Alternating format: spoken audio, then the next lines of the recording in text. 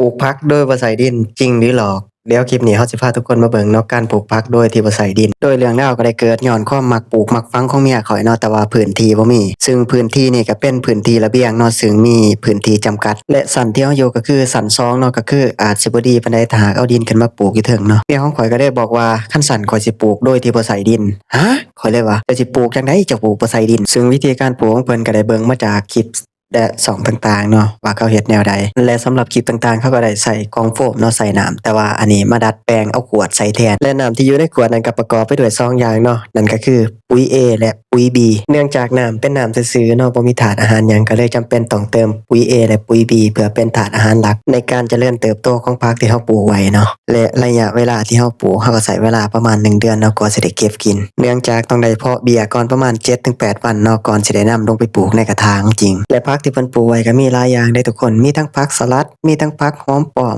มีทั้งหอมสะระแหน่มีทั้งผักบัวแล้วก็มีทั้งตะไคร้เนาะและทุกอย่างก็ปลูกด้วยน้ำทั้งเบิดโดยวิธีการปลูกก็แม่นปลูกแบบสลับสับเปลี่ยนเนาะสลับสับเปลี่ยนแบบใดก็คือกินอันนี้มอสิเบิดแล้วก็กาขึ้นมาใหม่กินอันนี้มอสิเบิดแล้วก็กาขึ้นมาใหม่เฮ็ดให้ผักที่เฮาปลูกไว้บ่เบิดจักเทื่อเนาะกินไปเรื่อยๆและสุดท้ายนี้ก็ขอถามทุกคนเนาะว่าทุกคนเคยเห็นแล้วก็เคยปลูกด้วยวิธีนี้บ่